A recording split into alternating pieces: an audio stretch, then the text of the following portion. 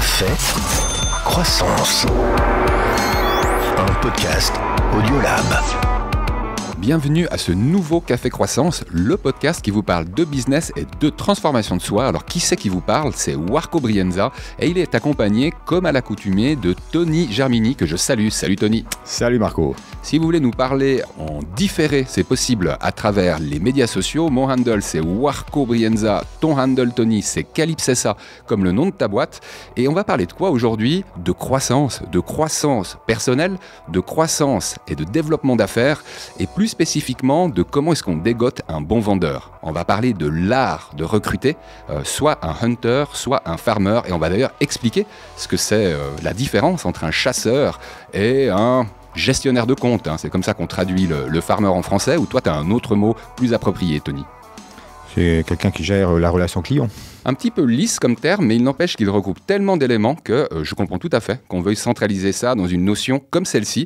On va parler de recrutement aujourd'hui, ce qui fait qu'on ne va pas tarder avec les Digitales. Café Croissance. En fait, il y a une histoire que tu nous as dégotée qui nous parle de Great Depression 2030. Donc, de retour, j'ai envie de vous dire, après celle de 1930, est-ce qu'on pourrait en avoir une en 2030? Et puis la question du jour que j'évoque sans plus attendre, comment recruter un vendeur, mais un bon vendeur, parce qu'il y en a plein sur le marché. On terminera avec les inspirations. On a une ou deux surprises et on a même un concours pour ceux qui veulent gagner un livre inspirant. Ça te va comme programme? C'est parfait, magnifique. Allez, allons-y.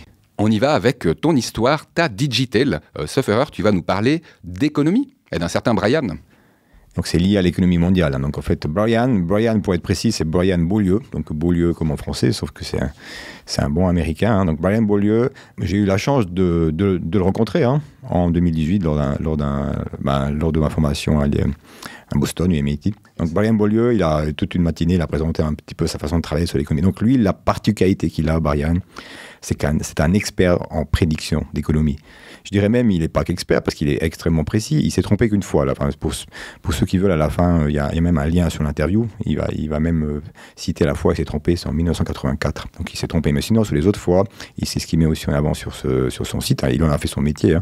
Et 97% des fois, il est correct. Et qu'est-ce qu'il nous dit justement sur les années à venir? Alors, quand moi je l'ai rencontré avant le Covid, il parlait d'une dépression en 27. Donc il a un petit peu corrigé les choses, mais il reprend exactement les mêmes termes. Selon lui et selon son bureau, il prévoit une grande dépression du style à 1930, mais en 2030. Donc une récession en français. Une grande récession, oui, c'est juste, moi je suis un peu English là. Effectivement, c'est une récession mondiale qui a une conséquence de plein de choses. On est en train de le vivre actuellement, donc, mais c'est extrêmement intéressant comme il le pose. Donc il a aussi une approche vraiment large. Il le fait tout le temps, tous les jours pour plein de gens. Essayer de voir qu'est-ce qui va se passer en termes d'économie. Donc c'est très très large au niveau politique, géopolitique. Donc l'article et en plus l'interview par rapport à ce qu'il dit, ça fait réfléchir. Donc voilà les conseils qu'il nous avait dit à l'époque, mais il les réitère, c'est-à-dire, vous savez, vous avez environ 6 à 7 ans devant vous, parce que l'espace-temps c'est 2030. Dans ces grandes périodes de crise, au fait, il y a beaucoup d'opportunités, mais il y a de l'opportunité pour les gens qui ont des moyens. Donc en fait, le seul conseil que lui dit avant, enfin un des conseils en plusieurs, je vous invite à l'écouter, c'est soyez prêts pour avoir de l'argent, puis ceux qui auront des opportunités, c'est ceux qui pourront investir. C'est un sacré tease que tu nous fais là. J'ai presque envie de me racheter un cochon, tu sais, pour mettre des pièces dedans et économiser davantage encore. Tu sais, ça renvoie au sujet justement qu'on a eu au World Economic Forum, où on a davantage parlé de géopolitique que d'économie. Je trouve intéressant parce que le résumé donné par le WEF lui-même est repris par Reuters et les autres agences de presse. Le premier sujet, c'était Middle East. Le deuxième, c'était la mer Rouge, avec tous les problèmes qu'il y a avec le transit maritime. Le troisième, c'était la Chine. Et c'est qu'en 4e position qu'on a l'intelligence artificielle, avec ses opportunités et ses risques. Le 5e, c'est la restructuration de la dette, parce qu'il n'y a pas qu'un pays, il y a énormément de pays dans le monde qui sont endettés. Et donc, pour vous dire, la technologie et le business, ça arrive en 4e et 5e position. Les 3 premières, elles sont trustées avec tous les problèmes géopolitiques qui se passent actuellement dans le monde. Bon, ça c'était la news, j'ai envie de dire pas très réjouissante, mais quand même, il faut garder les pieds sur terre. Et on vous rassure, dans la section inspiration, on a 2-3 trucs un peu plus réjouissants. Café. Bon, la question du jour. Croissance. Recruter un bon vendeur, ça on sait faire. Pas toujours. Ouais, je sais pas, il me faudra encore une vie pour savoir si je sais faire. Mais... On n'arrête pas d'apprendre, hein, ça c'est sûr. Et c'est vrai que là, je me réjouis d'aborder ce sujet parce que recruter des vendeurs, ça on l'a fait plus qu'une fois, Tony et moi. Et puis j'avais envie de subdiviser cette vaste question en plusieurs sous-thèmes, à commencer par la préparation d'un bon recrutement. On enchaînera ensuite sur comment on différencie un hunter d'un farmer, comment est-ce qu'on publie en fait son recrutement, etc. etc. Hein, pour terminer, aux entretiens qui sont si importants parce qu'on a enfin la personne en face de soi ou par écran interposé. Alors la préparation, j'ai envie d'en parler de cette préparation un petit peu comme Audience le fait quand elle fait du consulting RH. Et pour moi, le maître mot, c'est cahier des charges.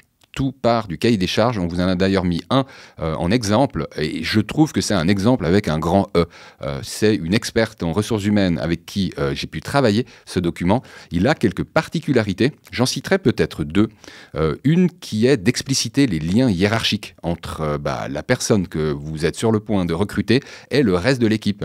Ça a l'air complètement anodin quand j'en parle comme ça. Je peux vous dire que c'est un petit peu comme on le voit dans les émissions animalières ou comme on le voit quand on est intéressé aux interactions entre humains, quand il y a un nouvel élément qui rentre dans un groupe, il y a effectivement plusieurs pré-étapes qui se passent avant qu'il soit complètement intégré et que du coup il révèle son plein potentiel.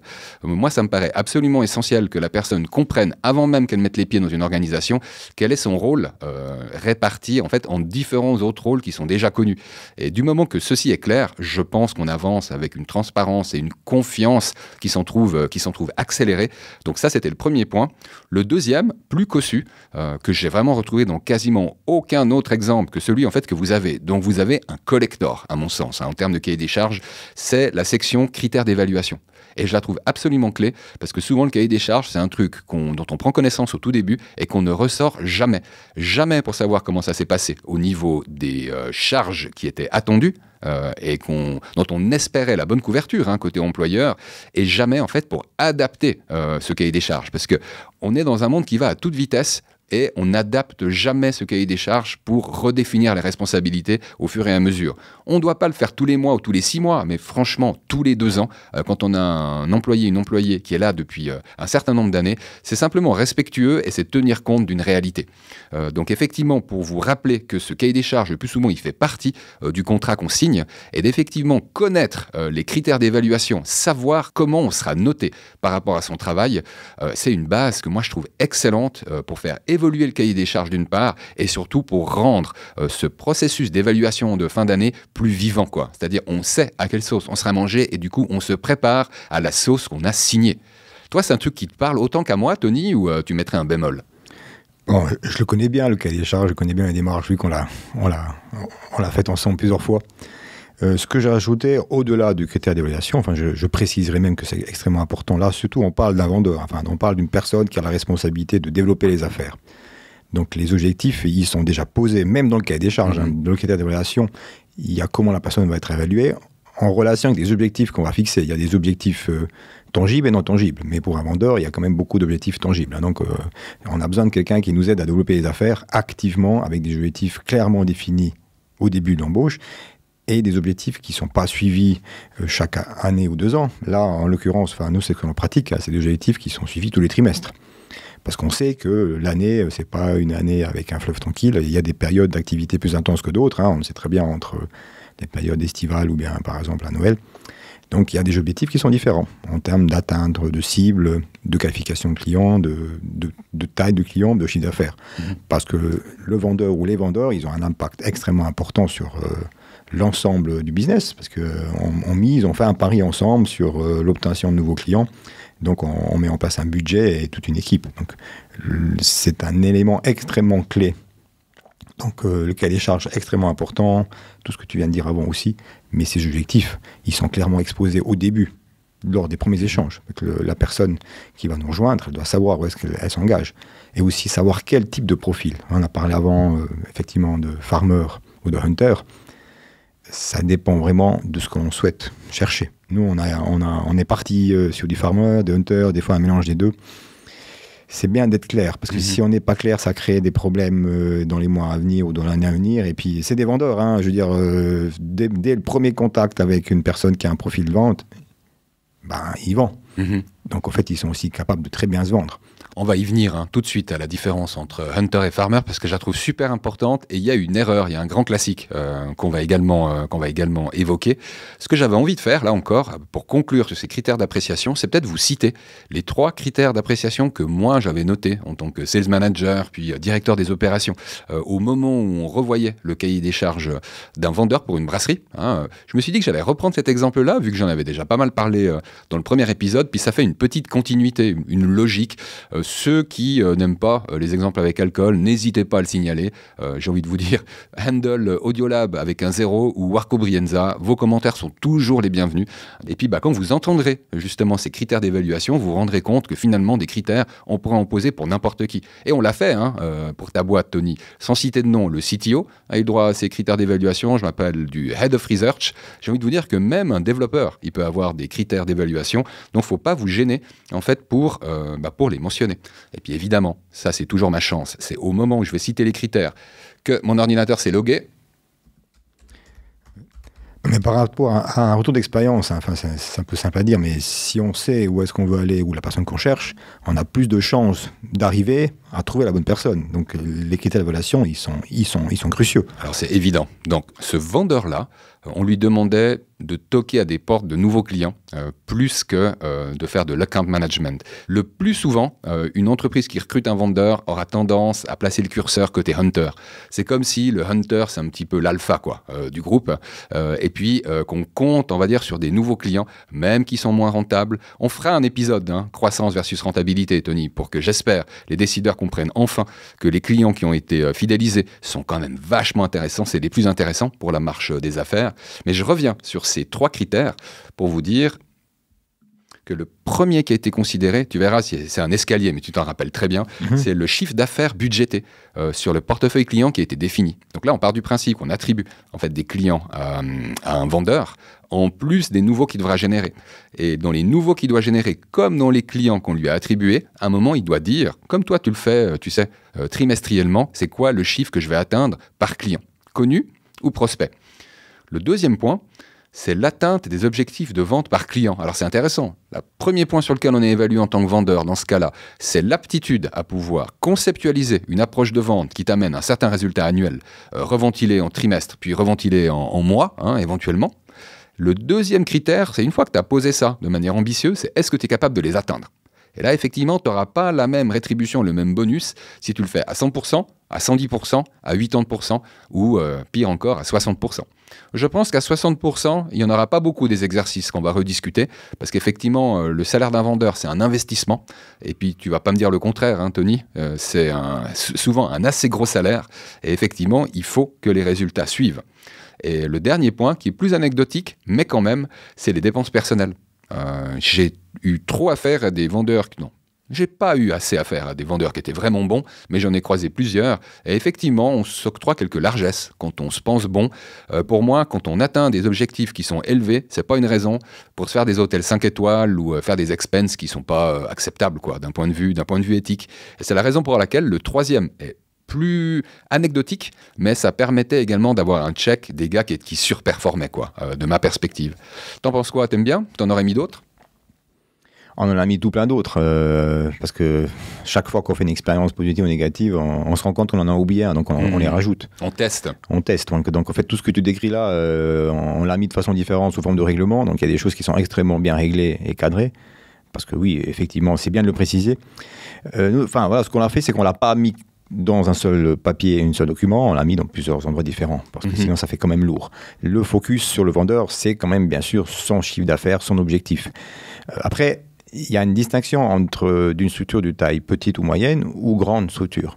C'est vrai. Parce que dans une grande structure,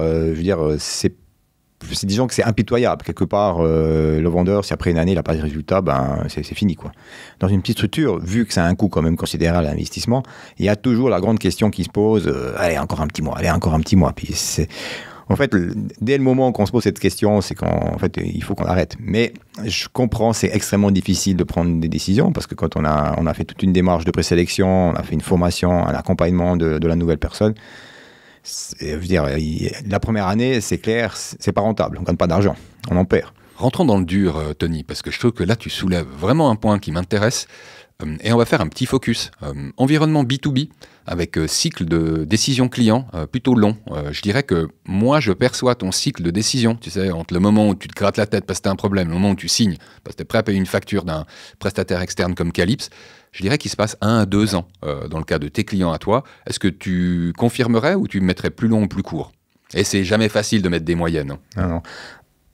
Alors, si c'est les clients institutionnels, publics, on est clairement dans ces tranches-là, 1 an, 2 ans. Mais après, quand c'est des clients privés qui ont compris l'offre et qui ont compris leur intérêt, mais ça peut aller plus vite. Ça peut aller, on parle de mois. Hein.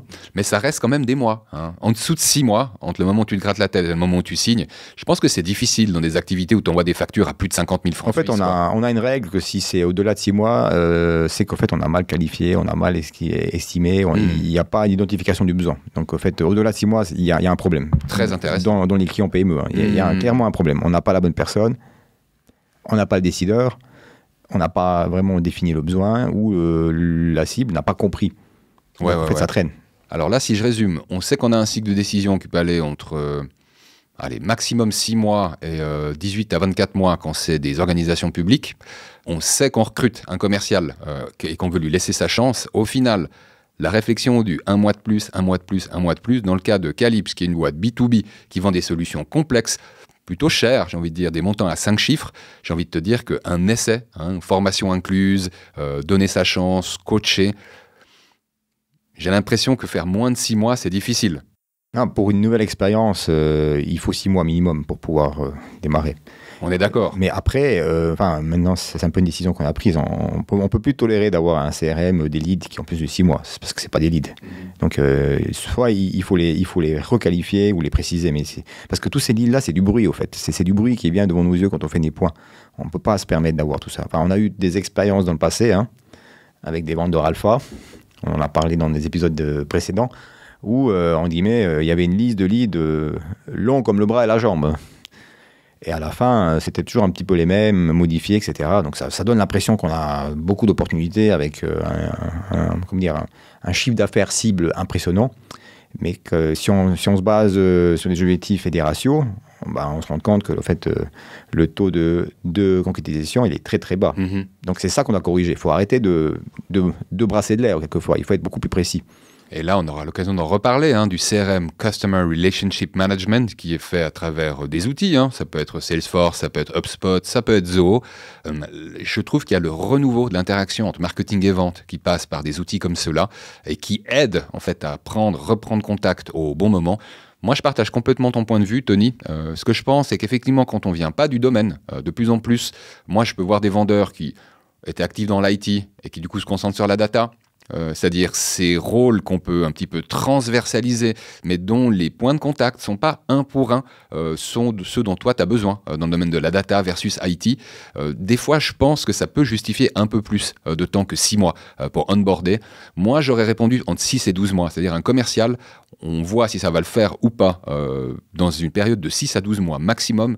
Quand ça va vraiment pas le faire, je pense qu'on le sent très vite aussi. C'est-à-dire que la période d'essai, je vous rappelle que ça sert justement à se renifler un petit peu. Et puis quand ça joue pas, on n'est pas obligé d'attendre 3 mois de plus et de verser un salaire où il y a pendant ce temps une perte de confiance du reste des équipes qui se rendent compte qu'il y a un truc qui ne fonctionne pas. Donc je dirais comme ça, doigt mouillé, on pourrait poser la règle. Un bon vendeur, ça se confirme dans une période de plusieurs mois que moi j'estime entre 6 et 12. Et puis le flair de l'entrepreneur peut permettre de prendre la décision plus rapidement quand on a des signaux où ça joue pas, quoi. Bon, c'est clair. Après 12 mois, s'il n'y a vraiment aucun résultat, là, la décision doit se prendre. Je voulais juste conclure sur cette histoire de cahier des charges. Donc je rembobine un petit peu et je reviens sur ce document qui vous permet de déterminer finalement comment on recrute un bon vendeur. Ma dernière remarque, ce sera pour l'ultime section, respect des règles et valeurs. Vous savez, souvent quand on est entrepreneur, on parle du pourquoi, du quoi et du comment. Qu'est-ce qu'on veut faire et comment on veut le faire. Et on parle moins souvent du qui.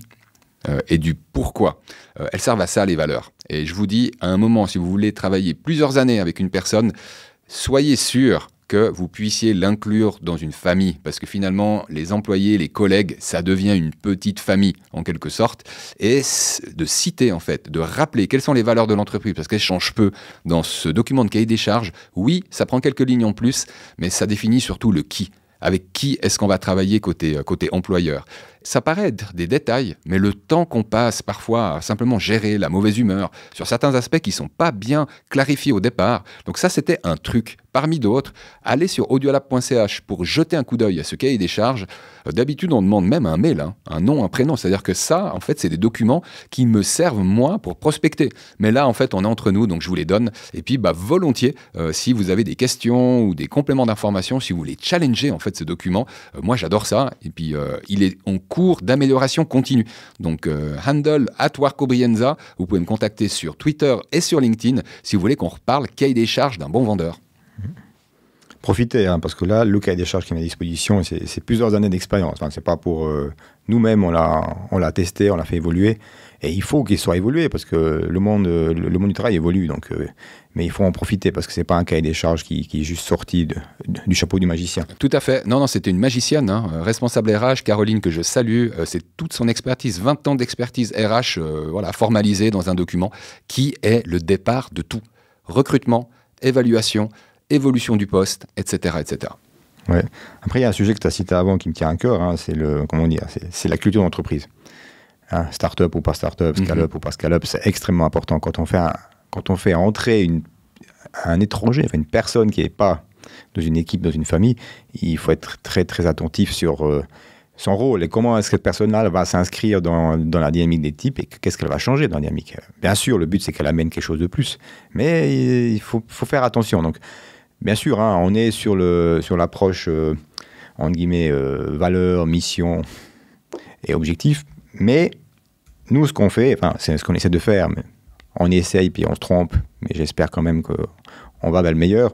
On utilise un outil qui s'appelle Crystal Nose, comme la boule de cristal, depuis plusieurs années. Donc en fait, c'est un outil qui ressemble à une dizaine de tests psychologiques.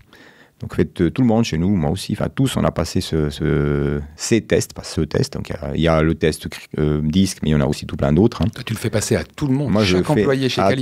À tout le monde. Je le fais même passer par chaque employé, à chaque candidat. Donc le test, d'ailleurs, c'est même extrêmement intéressant parce que même pour le candidat lui-même, j'ai un exemple d'une candidate qui a tellement trouvé l'exercice marrant qu'elle l'a fait faire lors d'une fête de famille à tout le monde.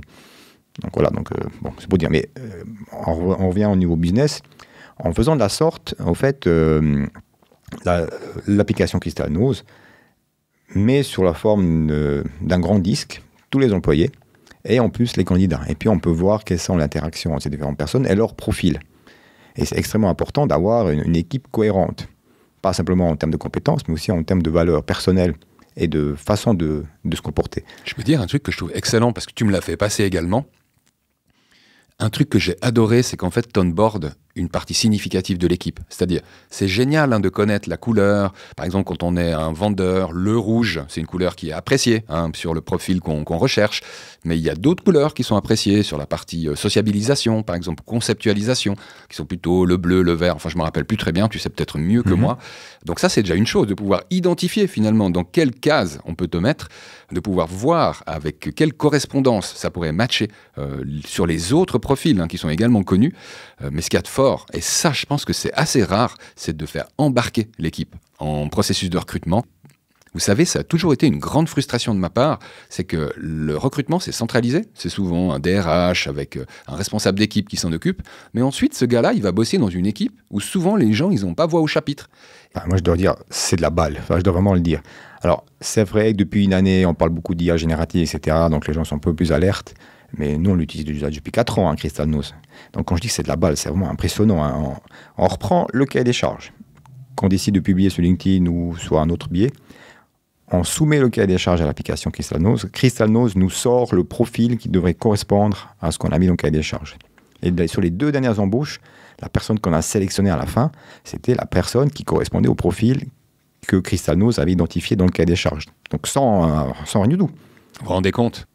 Et puis, il y a encore un autre élément, parce que pourquoi on l'a fait aussi ? Parce que, un vendeur, c'est important, une personne qui vient pour aider une équipe à développer ses affaires. On a eu aussi des expériences dans le passé où le vendeur a été complètement rejeté par l'équipe technique. Donc, comment vous voulez qu'on arrive à vendre quelque chose si le vendeur, bien qu'il soit brillant, qu'il soit tous les talents du monde, qu'il arrive à amener des opportunités, mais qu'il ne peut pas échanger avec les équipes ? C'est un échec. Pourtant, on ne peut pas dire qu'il est mauvais. Donc là, du coup, on a engagé un bon vendeur, mais il ne s'est pas intégré à l'équipe. Il y a un petit élément qu'on a oublié. Donc c'est ce qu'on essaye de faire en utilisant l'IA.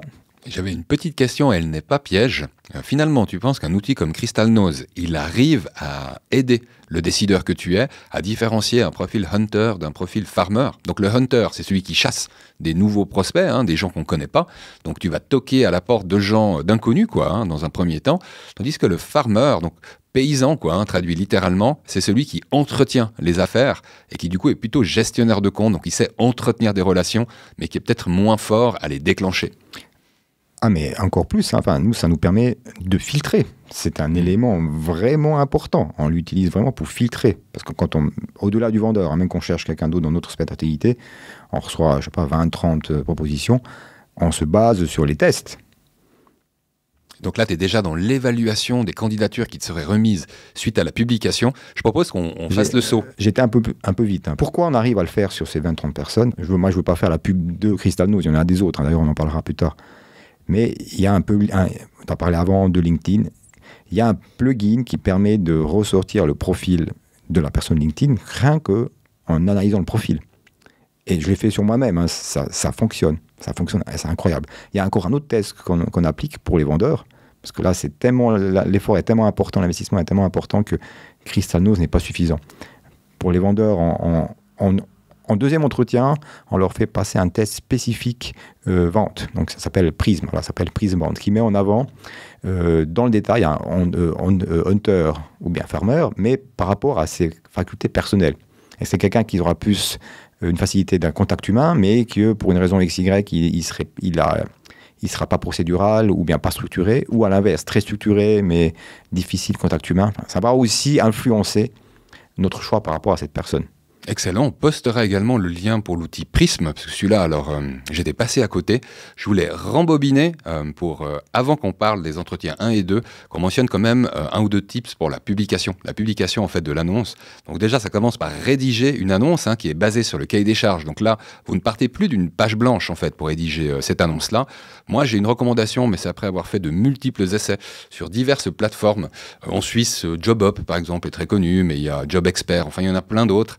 Et c'est LinkedIn, à mon avis, qui tient le haut du pavé. LinkedIn qui est redoutable sur tous ces aspects de communication large, ciblage, suivi, on va dire, des candidatures, y compris le filtre à travers des questions qu'on peut poser en amont, au moment où on reçoit le dossier de candidature. Donc moi, je peux que préconiser de commencer une approche LinkedIn avec pas de budget, l'approche gratuite. Les 3 premiers jours sont effectivement gratuits. En général, moi, ils me permettent d'obtenir une petite dizaine de dossiers. Ça me permet de voir finalement est-ce que ça vient de Suisse ou de France ou d'ailleurs, quelle est la qualité typiquement des formations. Est-ce que c'est HES, haute école spécialisée, ou est-ce qu'on est au-dessus ou en dessous, etc. Et après, en fait, 3 jours où je regarde les 8 à 10 candidatures qui me sont déjà envoyées, j'affine éventuellement cette annonce en fonction des premiers retours et là, je déclenche un budget de l'ordre de 200 francs suisses, un petit peu moins de 200 €. Autrement dit, rien du tout pour trouver la perle rare. Et en général, j'arrive à rester visible, une petite semaine où je reçois quelques dizaines de candidatures supplémentaires. Moi, j'ai tendance à m'arrêter à partir de 50, parce que j'ai l'impression qu'on a déjà un certain volume. Et effectivement, il y a une phase de tri où j'implique pas encore les équipes. C'est-à-dire que là, je regarde en fonction de l'annonce, de la réponse à cette annonce. On m'envoie le plus souvent des CV, mais vous pouvez demander à ce qu'il y ait une lettre d'accompagnement qui figure également dans le dossier de candidature. Moi, je ne me passe plus des questions de tri. C'est-à-dire que vous pouvez poser jusqu'à 5 questions de tri.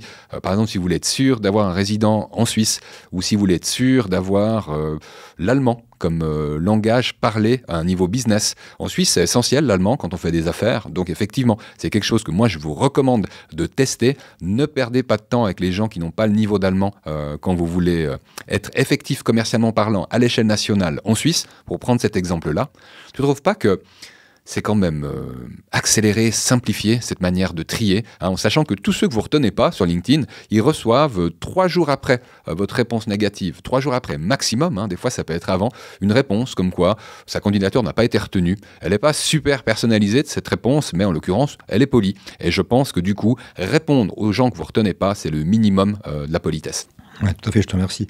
D'ailleurs, on a même rajouté une une couche supplémentaire à ce processus. Hein. Tu parlais avant de LinkedIn. On a remarqué que la publication gratuite et payante de l'annonce, sur une semaine, c'était un petit peu la combinaison qui avait plus de succès. Enfin, en tout cas, ici, en l'occurrence, pour la recherche d'un vendeur, si dans l'espace d'une semaine, sur une action LinkedIn gratuite et puis payante, les gens ne réagissent pas, c'est qu'en fait, ils n'ont pas un intérêt, enfin, ils ne sont pas à l'affût. Donc, en analysant cela, on s'est rendu compte que les premiers candidats, après une semaine, voire 2, étaient souvent ceux qui arrivaient un peu plus loin dans les phases de sélection, avec d'autres phases de sélection, bien sûr.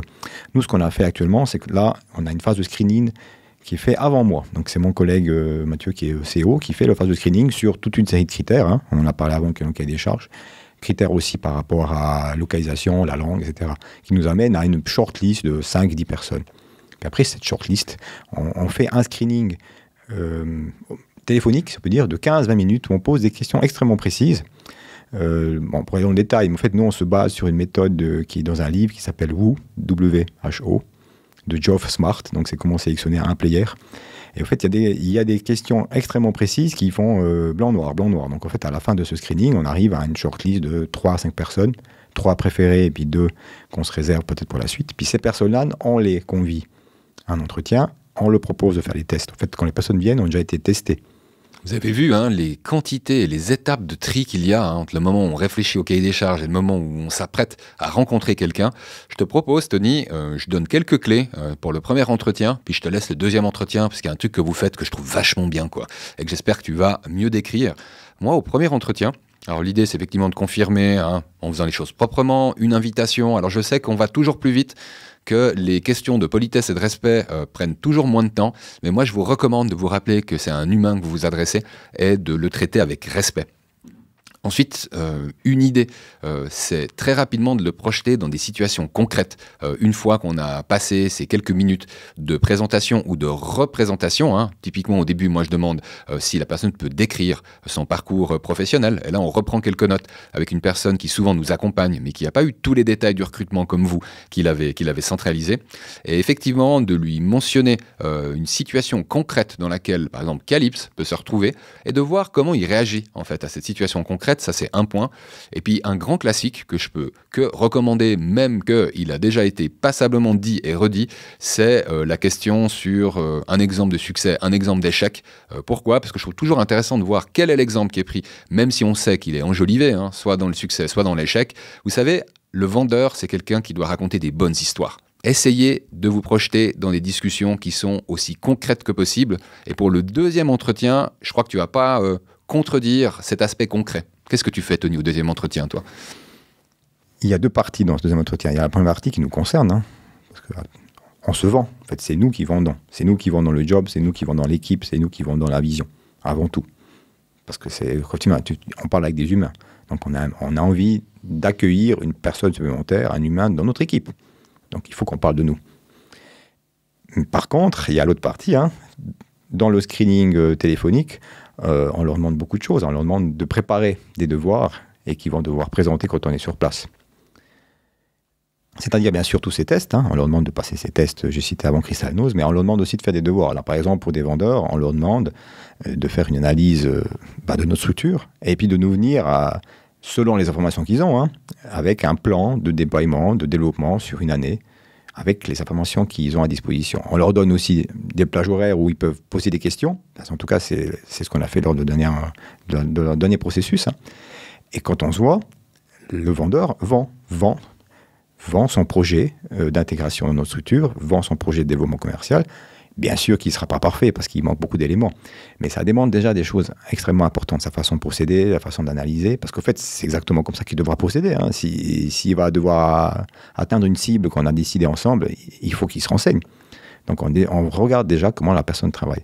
Et puis bien sûr, je reprends ces fameuses questions que tu as dit avant, mais on va un poil plus loin. Nous, ce qu'on a intéressé de savoir, c'est pas que les succès, c'est de connaître aussi les échecs, mais les raisons des échecs, puis que ces échecs, ils soient pas expliqué par le vendeur, on va lui demander des références positives et négatives, et on va lui demander, quand on va appeler ces références, comment est-ce qu'elles vont décrire votre succès, votre échec, et quelles notes vont vous mettre à votre expérience. Elle doit faire un pas de protection, donc être complètement ouvert, et elle fait aussi preuve, je dirais pas d'ego, mais d'ouverture d'esprit, et de pouvoir ouvertement avouer des faiblesses ou pas. C'est pas négatif d'avoir une faiblesse. Mais au moins, là, du coup, on sait qu'on a en face un humain qui correspond à nos valeurs et avec qui on peut travailler. En guise de conclusion, tu sais, pendant que je t'écoutais, Tony, je réalisais comme la phase de recrutement, c'est un processus de séduction. Alors, c'est pas le même que celui où on va draguer en boîte de nuit ou ailleurs, mais il y a effectivement un processus où deux parties ont envie de se connaître un peu plus, se rapprochent et étape par étape se montrent toujours un petit peu plus d'elles-mêmes. Moi, j'aime bien le processus de recrutement tel que tu l'as décrit, jusqu'au check des références. Donc, retour sur audiolab.ch si vous voulez avoir les liens vers le cahier des charges, vers les plateformes qui ont été mentionnées par Tony tout à l'heure. J'ajouterai un lien pour Prism. Ceci étant dit, je propose qu'on respire un bon coup et qu'on attaque la partie Café, croissance. Inspiration. Et il y a des trucs cool encore dans cette section inspiration. Le premier, en fait, c'est toi qui l'as trouvé, Tony, je te laisse le mot. Il va reprendre un terme qu'on a beaucoup cité aujourd'hui. Humain. Enfin, la solution s'appelle humantic.ai. Pourquoi je parle de cette solution? En tout cas, on envisage de la tester parce qu'elle regroupe beaucoup de choses. Elle reprend des éléments qui se retrouvent dans Crystal, parce que forcément, elle aide aussi à faire des sélections. Mais il y a un lien extrêmement intéressant, c'est par rapport à... C'est un outil intelligent d'aide au développement des affaires, donc qui se met en lien avec les réseaux sociaux, qui dit réseaux sociaux, qui fait un lien aussi avec toutes les actions de marketing digital. Donc voilà, je vous invite à les regarder parce que c'est vraiment, en tout cas selon ce qui est présenté, nous on est en train de le tester, c'est vraiment un agent commercial intelligent qui aide à développer les affaires. Et la promesse, elle est franchement attractive, je vais vous la dire, c'est identifier les early adopters. Et quand on vend de l'innovation, c'est vrai que c'est une des difficultés. Les gens sont souvent pas prêts à entendre le discours. Et s'il y a un outil qui est vraiment capable d'identifier ces gens disposés à l'innovation, franchement, c'est un sacré outil. Donc, continuons les investigations et reparlons-en, Tony, s'il y a quelque chose qui mériterait d'être communiqué à notre audience. Moi, je voulais enchaîner avec un événement. Donc là, on sort du business. Là, on est... Ouvrez vos chakras, je vous prie, parce que je vais vous parler d'une expérience immersive, autant par lumière. Lumière hypnagogique, tenez-vous bien, et par immersion sonore, ceci pour déclencher un niveau de conscience altéré. Et qui c'est qui fait ça? Je vous rassure, c'est un psychiatre qui est également musicien, qui est Vincent Lioda. Il fait ça le 18 février 2024 à Grandvaux, donc c'est dans quelques jours. Il reste la possibilité de s'inscrire en ligne, on vous glissera ce lien. Et grosso modo, si vous avez envie de vous rapprocher de votre subconscient, c'est le meilleur moyen de le faire, en plus avec bonhomie, dans la joie, d'une équipe qui a envie de communier. Voilà. Toi, c'est le genre de truc qui pourrait te botter. Alors là, c'est pas pour la famille, par contre. Oui, je suis curieux. Je peux enchaîner avec un livre, si tu veux bien, et un concours. Pourquoi? Parce que là, je suis arrivé au terme de ce livre, L'intranquillité. C'est son nom, son auteur, c'est Marion Muller-Collard, une autrice que j'aime beaucoup, qui avait également publié L'autre Dieu. C'était il y a une dizaine d'années. Tous ceux qui aiment l'histoire de Job dans l'Ancien Testament, je vous le recommande parce qu'il y a vraiment une interprétation dans l'autre Dieu qui vaut le détour. Mais là, on est plutôt sur l'intranquillité et je vais vous pitcher ça. Je vais vous lire simplement un paragraphe. Aux tranquillisants, je préfère les intranquilles. Et si vous êtes d'un naturel serein et posé, je ne voudrais en aucun cas introduire ce petit caillou dans vos âmes tranquilles. Quoique, peut-être que je vous souhaite d'être un peu dérangé. Tout du moins, je vous souhaite le petit inconfort, la pointe d'impatience, le frémissement qu'il faut pour reprendre la route millénaire qui étire la patte humaine et la révèle à elle-même. Ça, c'était le pitch. Vous pouvez gagner ce livre, je vous l'enverrai en fait, si vous participez à un concours qui est en lien en fait avec la discussion que j'ai eue avec Tony aujourd'hui, parce qu'on aimerait bien que vous répondiez à une question. Et vous, c'est quoi votre truc pour recruter un bon vendeur ? Donc ça, c'est une question qu'on va mettre à gauche, à droite, dans les médias sociaux. On va se laisser 2 semaines pour pouvoir répondre aux questions. Vous pourrez y répondre sans laisser votre nom. On en reparlera en fait de la réponse ou des réponses à cette question lors du prochain épisode. Mais il n'empêche que si vous mettez votre nom, vous participez au concours. Et je vous rassure, c'est la main innocente de Tony qui choisira parmi les gens qui ont répondu. Et puis on fera ça, on se répartira. Donc moi, je lui tendrai les noms et puis toi, tu choisiras le bon nom. Promis. Je me laverai les mains pour être encore plus innocent. J'adore. Bon, puisque t'es sympa, tu peux lire la citation de la semaine. Qui ressort effectivement du même livre en plus. Donc, tu me l'as déjà vendu. Je vais le lire après, promis, parce que je le découvre aussi avec vous aujourd'hui. La citation de la semaine. La paix se fait en moi parce que j'ai rejeté la paix. De Emmanuel Mounier. Voilà, un philosophe qui a vécu pas assez longtemps, entre 1905 et 1950. Et moi, l'interprétation que j'aime, et c'est peut-être plus facile pour moi qui ai lu le livre L'intranquillité, c'est qu'effectivement, Emmanuel doit faire partie des gens qui ont rejeté cette paix tranquille, ce bonheur qui est vendu soit dans les publicités ou ailleurs. On en vend beaucoup du bonheur sur Internet également. On en vend beaucoup dans les vidéos de coach ou de formateurs. On en vend passablement, en fait, de cette paix facile, j'ai envie de vous dire, de cette tranquillité. Mais qui c'est qui la veut, la tranquillité? Ça, c'est la question que je me pose. Parfois, moi, si je suis honnête, mais ce que je veux, c'est une vie entière. Et effectivement, il faut rejeter cette tranquillité, il faut rejeter ce faux bonheur, entre guillemets, pour effectivement accéder à la vraie paix. C'est comme ça que je comprends. Amen. Et la paix et la tranquillité, ou la paix et le bonheur ne sont pas la même chose. Je crois que là, on pourrait parler longuement sur ce sujet-là, parce qu'on aborde des sujets spiritueux. Mais nous, on peut toujours parler longuement. Moi, j'ai adoré parler de recrutement avec toi. On a complètement débordé. Tu sais, à un moment, je voyais qu'on ne suivait pas le timing, mais je t'avais un petit peu averti. Il n'empêche qu'on va continuer à parler de relations et de relations clients. La semaine prochaine, en fait... Qu'est-ce que je dis la semaine prochaine? Ce sera peut-être dans 2 semaines, je ne m'en rappelle plus à quel rythme on voulait faire ça, mais ce sera tout bientôt. On parlera de CRM et donc de relations clients. Voilà, c'est la suite. C'est intrinsèquement lié avec ce qu'on a dit aujourd'hui et je pense qu'on va même reparler de certains éléments d'aujourd'hui parce que c'est lié.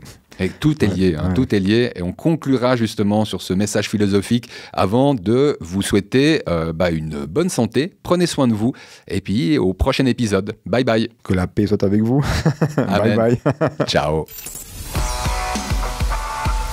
Café, croissance. Un podcast Audiolab.